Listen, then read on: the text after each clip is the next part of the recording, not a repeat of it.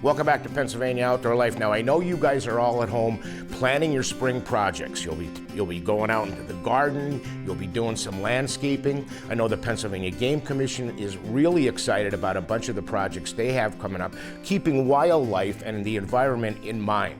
One of the tools that they've been using is a prescribed burn. In other words, they look at an area and they say, if we burn this, it will come back bigger and better than ever. We may have to do it twice, who knows? But a lot of planning goes into those burns, and some of those burns are huge. Now, Brian Williamson, he is a forester with the Pennsylvania Game Commission, but he's sort of overseeing all of the burning that's going to be happening this spring and into the summer. He invited us along on the day that they were in the middle of planning a lot of that stuff.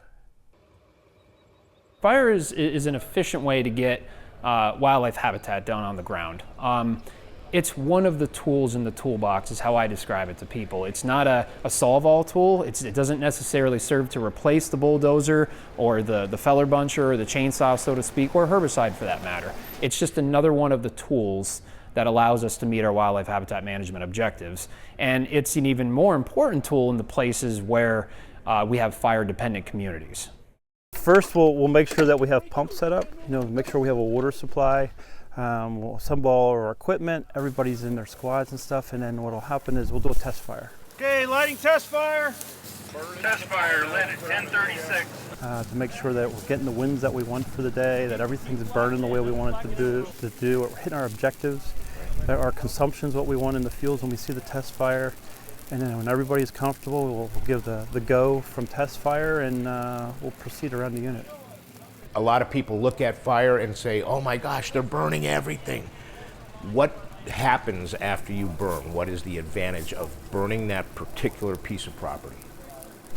So essentially what that'll do then in terms of the advantage of burning is if we are burning where we have fire-dependent communities are, as I described, they rely on fire to thrive, so to speak. So we use that fire to get rid of the fire-intolerant species or species that we don't want necessarily growing there, and that will then promote those fire-dependent species. So that's kind of the benefit there. In addition to that, there's all the benefits to our game and non-game species that we have out there on the game lands. Everything from deer, bear, grouse, turkey, everything is going to benefit at some point from prescribed fire, whether it's 2 months after the prescribed fire is completed or 5 years after it's completed. So it works. From what I've seen, it does work, yeah. As long as it's used in the intended way that it's supposed to. So not every burn necessarily goes exactly the way we want it. We have some burns that have some negative effects. That's part of it. But the important part about that is that we're getting back in, we're monitoring, especially those negative impacts that we may have had, and then we readjust and we adapt.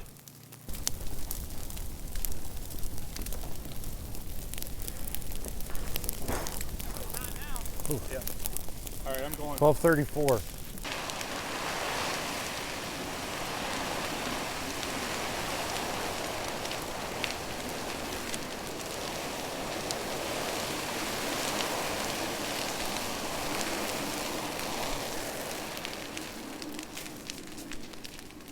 We've been on, I believe, 3 burns, and I know they've been going on for several years. Modern technology is actually increasing your ability to do bigger plots and probably even safer, right? Yep, that's correct, yeah. Yeah, we started out simply just using drip torches, fusees, things of that nature, a couple UTVs here and there. Now we have expanded our engine capacity, and we're also now starting to use a drone. And how does the drone work? So we have certified drone pilots in the region that are trained in using these devices.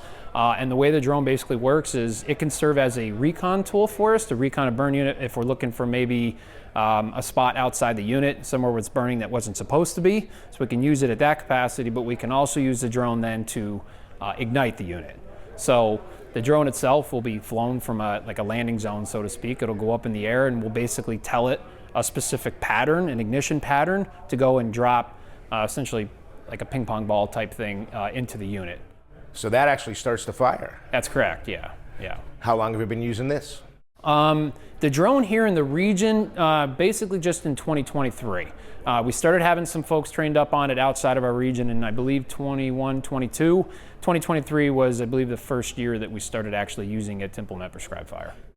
The drone is not necessarily a tool that we can use on every one of our burn units. There's certain parameters that we have to meet to be able to use it, and not every burn unit allows us to use it. So we still have to kind of use the old-fashioned, using a drip torch ignition. I've taken a liking to prescribed fire and the value to wildlife that it plays, and I wanted to play a bigger role. So I stepped up to help coordinate all fire planning in the region. So where are we today and what is happening here today? So here today we're at the Game Commission's Northeast Regional Office, and we have several folks here that came in today to help burn planning for our 2024 burn season. We have land managers in the room, we have foresters, we have supervisors, all sorts of folks. We have some folks from outside the agency, Bureau of State Parks, Nature Conservancy, all sorts. We have some areas that we decided that we wanted to burn this spring. This planning meeting is to kind of prioritize which of those areas that we're going to target this spring, summer, and fall.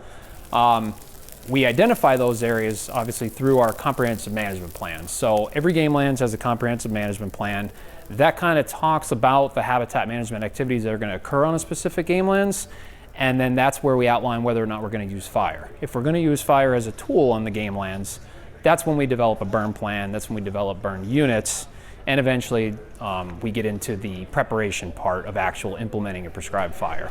And a big part of that is the planning day here today. That's an important factor in burn day, whether or not we shut down or not, right? So if we get a drone out there on site and it's a unit that we're like, we absolutely do not feel comfortable putting interior igniters into this unit, and we are relying on the drone to ignite it, if that drone has some sort of issues, okay, we need to know that, because that unit's done for the day then, right? Versus the units that we want to use it, we can use the drone to burn the unit, or we can use interior igniters. So that's really important to know, I think, going into a fire.